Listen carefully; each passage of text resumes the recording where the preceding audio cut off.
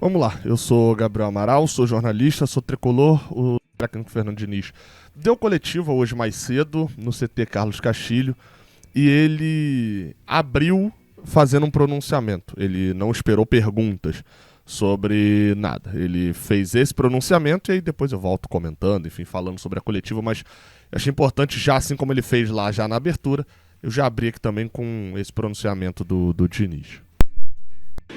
Boa tarde para todo mundo. Não é comum fazer entrevistas em meio de semana, geralmente é um jogador que veio aqui. Obviamente que tem a ver com a entrevista que eu dei no último clássico contra o Flamengo. Então quero iniciar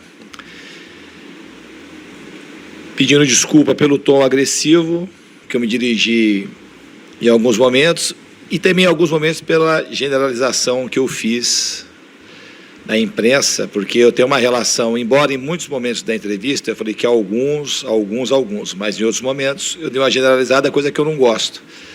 E eu tenho uma relação, considero muito positiva, até especial, desde 19, quando eu trabalhei a primeira vez aqui, e depois na minha volta em 22, com vocês da imprensa. Tem muitos aqui que eu sei que são muito sérios, que são muito bons, que eu posso enumerar aqui, será 15, 20 nomes de maneira rápida, se eu quisesse. Alguns tricolores, outros que não são tricolores, mas que cobrem o Fluminense e o futebol com muita seriedade. E blogueiros também. Muita gente séria e muita gente que se aproveita do momento ruim para criar coisas, eu acho, desnecessárias que acabam atrapalhando não o Fluminense, mas o ambiente do futebol como um todo. Então eu queria começar a entrevista assim, quero agradecer a minha relação com vocês, mais uma vez, que eu sempre tenho agradecido, e principalmente para a gente conversar um pouco e falar para o maior patrimônio do clube, que é a torcida. Que é uma torcida que eu tenho um carinho enorme, da maneira como eles sempre me trataram, da maneira como abraça o meu trabalho, e por ter enxergado o meu trabalho antes, e às vezes muito antes que muita gente que trabalha cobrindo futebol.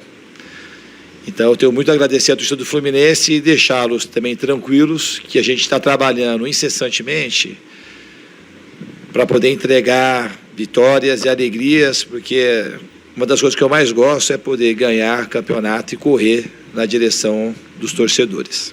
Essa foi a abertura do Fernando Diniz.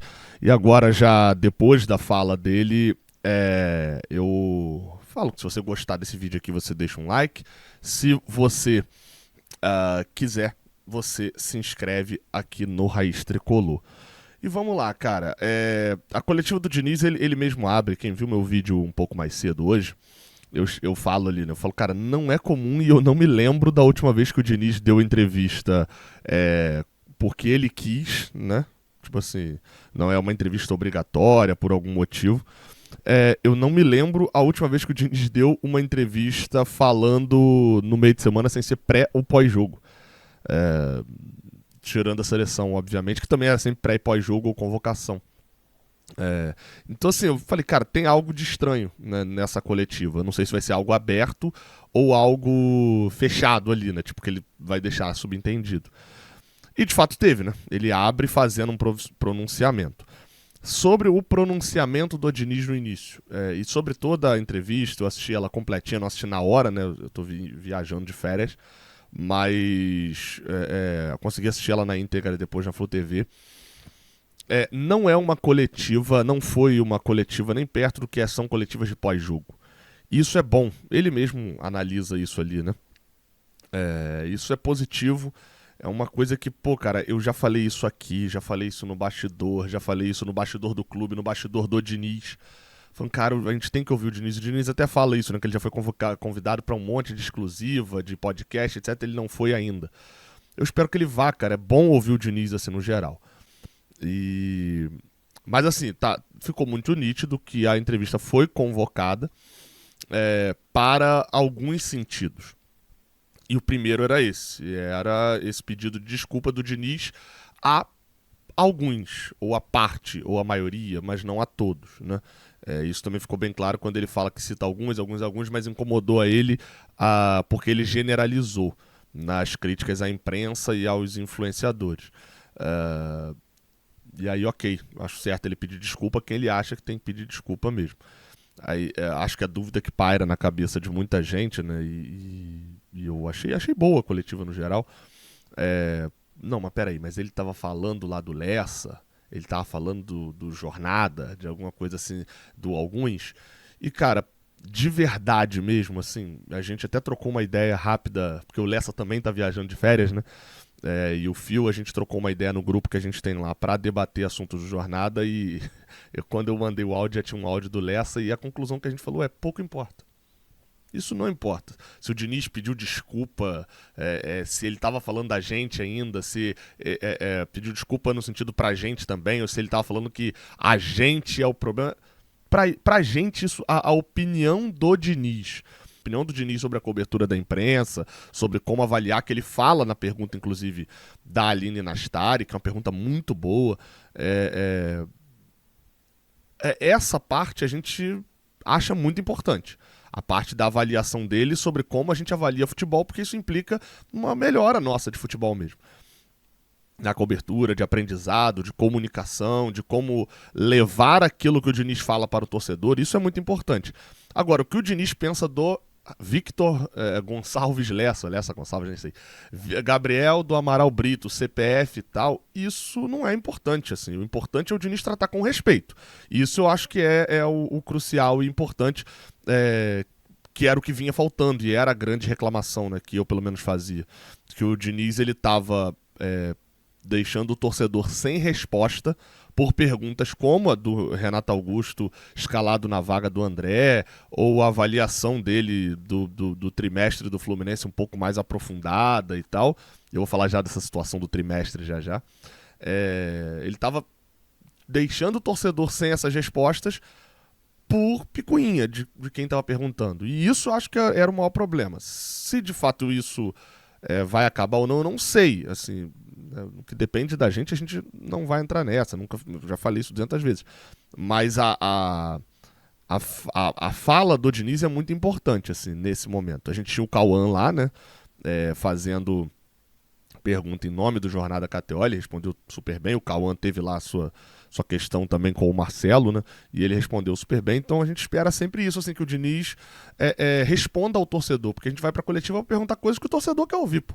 O dia que eu for pra coletiva perguntar uma coisa que o torcedor não tá nem aí, eu provavelmente vou me justificar depois falando: então, eu queria muito saber aquilo. É isso, assim. Mas sobre o resto da coletiva, né, e eu mencionei, vale a pena você ver, né, até pra você ouvir o próprio Diniz falando.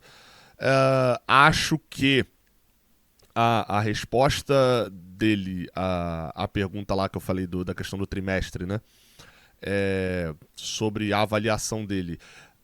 A questão do trimestre é uma coisa menor ali, né? Que ele fala: não, a gente não teve um trimestre ainda. Não é nem que trimestre 3 meses, é a primeira etapa do ano, né? Dá pra você dividir o ano em 4 etapas. É a forma como até eu divido. Assim como o ano é dividido em 4 trimestres, que você tem a etapa estadual, normalmente é o estadual, ou um jogo precipitado ali no meio, como é o jogo precipitado, normalmente é a pré-Libertadores, né? Mas tem a Recopa também, a Supercopa e tal, transformar em jogos muito importantes.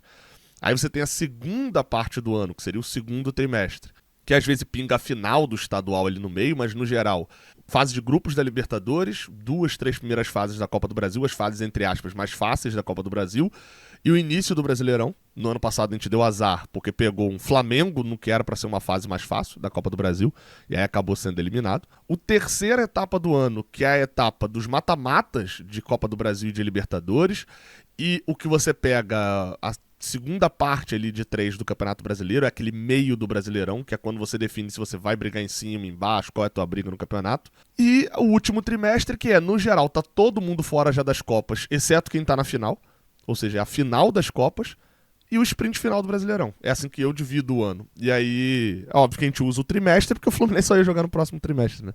Mas essa era a pergunta, e ele faz a avaliação ali. Tá muito claro, confesso que ele não disse isso claramente antes. Eu acompanhei todas as coletivas do Diniz, né? Ele não disse isso claramente antes, mas ficou muito claro de que a expectativa do primeiro trimestre era a Recopa, e o que foi feito com o Brasileirão no ano passado foi feito com o Carioca nesse início de ano. O Brasileirão foi feito para ganhar a Libertadores e agora foi feito para ganhar a Recopa. Mas a pergunta do Cauã é muito interessante ali no sentido de...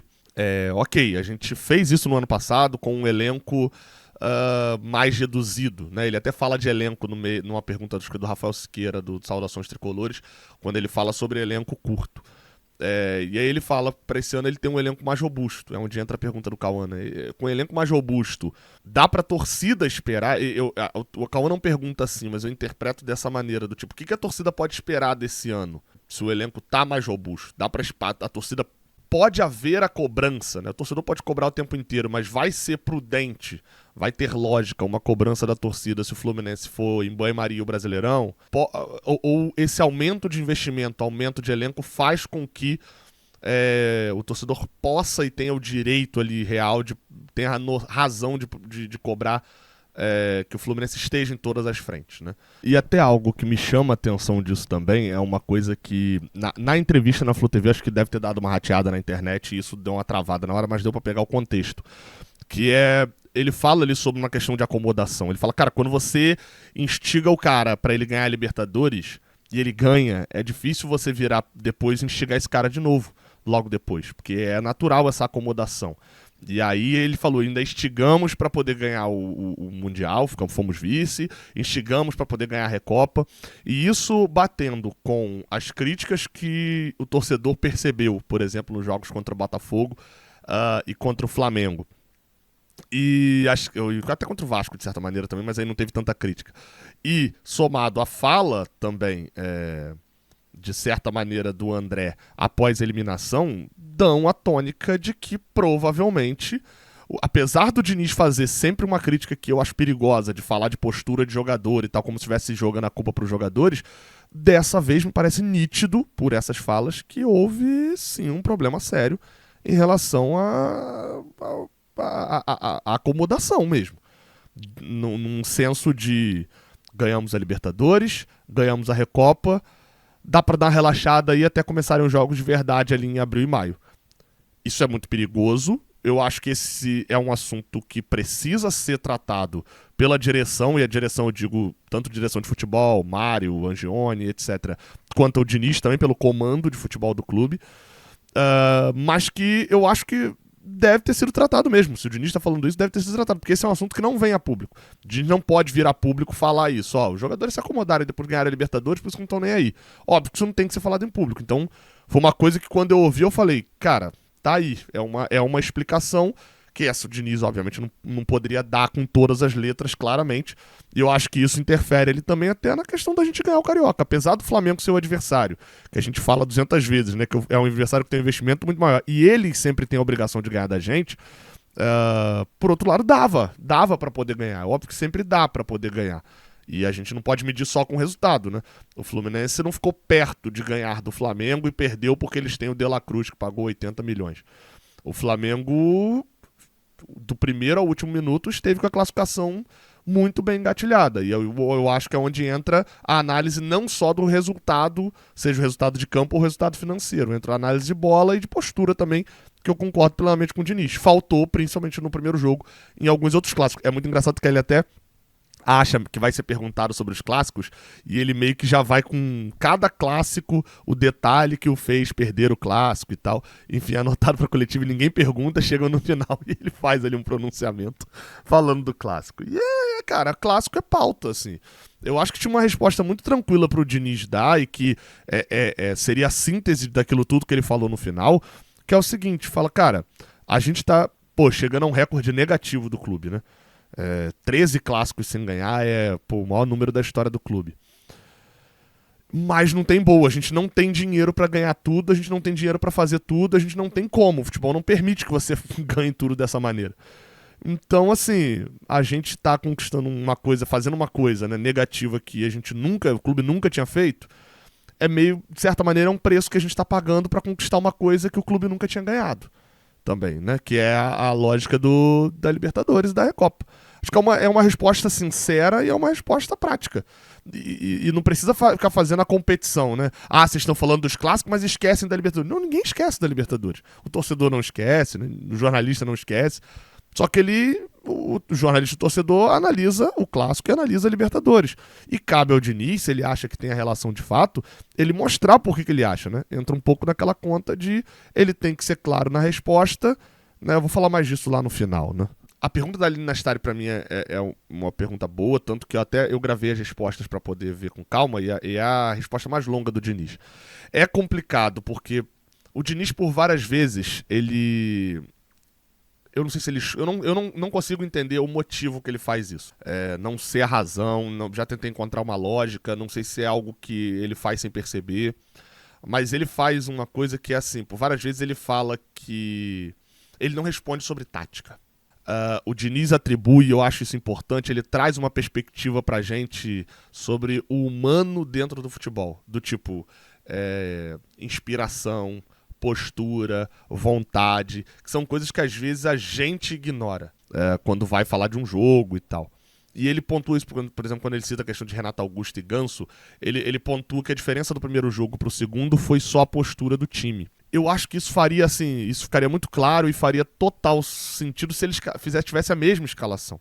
Porque teve mudança tática, isso é nítido. Até o Flamengo também teve mudança tática de um jogo pro outro. O Flamengo tinha um 3-0, entre aspas, ali, né? Porque era 2, mas eles tinham a vantagem do empate. E às vezes eu sinto falta do Diniz responder taticamente as coisas também. Ele nessa coletiva ele não fez, eu acho que ele vai continuar assim. Eu não sei o motivo disso.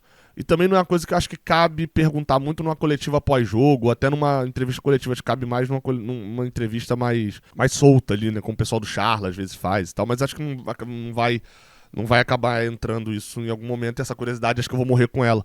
Porque a gente não vê o Diniz falando muito da tática que ele usa, a gente vê isso passando como se fosse uma coisa muito menor. Enfim, isso pra mim, assim, que acabo gostando muito dessa parte de entender melhor o jogo, era o momento que quem acompanhava as coletivas antigamente, que eu ia pra coletiva, sempre falava: Diniz, vamos falar de tática?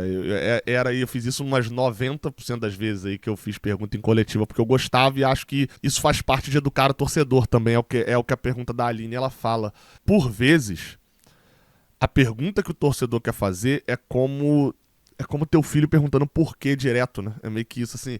É o torcedor que não tem o conhecimento querendo ouvir de quem tem o conhecimento. Eu sempre falo isso, assim, eu critico muito mais treinadores quando eles estão fazendo coisas sem lógica do que quando eles estão fazendo uma coisa que eu julgo errada.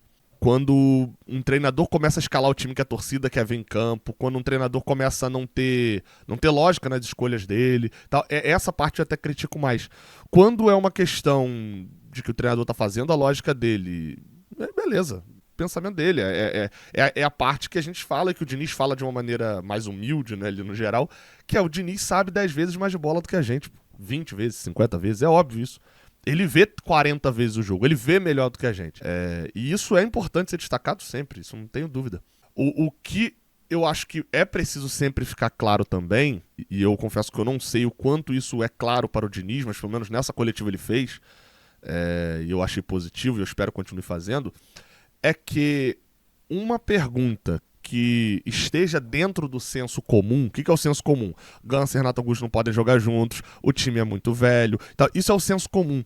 Uma pergunta que às vezes é feita dentro do senso comum, ela precisa ser respondida por quem tem o conhecimento de uma maneira tranquila, calma e explicativa, e não combativa. Eu acho que é aí onde o Diniz errou muito no final de semana. Como se quem pensa o senso comum já estivesse automaticamente errado por estar no senso comum. E eu acho que o torcedor é o senso comum na maioria das vezes, né? O senso comum é o senso comum porque ele tem muita gente lá. E o torcedor quer ouvir o seu treinador, que gosta tanto, falando e explicando pra ele calmamente por que ele escolheu o fulano, por que ele escolheu o cicrano, etc. E às vezes eu acho que isso falta ao Diniz, mas torço pra que seja uma das partes que ele melhore. Enfim, no final das contas, falando ali sobre o que eu falei lá do início da manifestação lá dele, da fala dele, sobre os jornalistas, etc., repetindo e reforçando, assim, pra gente, a gente não quer ser amigo do Diniz, não é isso, eu não quero ter uma relação especial com o Diniz, como ele cita na fala dele. O que eu acho que a gente, aí eu falo por mim, tomo a liberdade de falar pelo Lessa aqui agora e pelo Cauã também, o que a gente quer é só fazer o nosso trabalho. Se a pergunta é boa ou não, a torcida vai julgar, porque no geral ali a torcida é para quem a gente está fazendo nessa pergunta, e ter o respeito ali, manter uma relação respeitosa de trabalho, né? A gente não precisa ser amigo da pessoa que a gente trabalha junto, né? E o Diniz, de certa maneira, trabalha com a gente, sendo que todo jogo a gente tá lá, pelo menos ali meia hora junto com ele após o jogo. Então é só tratar com respeito, como fez hoje, como foi respeitoso hoje, como é respeitoso na maioria das vezes, e manter esse padrão que a gente, do lado de cá, se ele não puxar a corda do lado de lá, do lado de cá a gente não vai cometer nada disso, também não vai reclamar do puxão da corda. É isso. Tamo junto. Até a próxima. Valeu.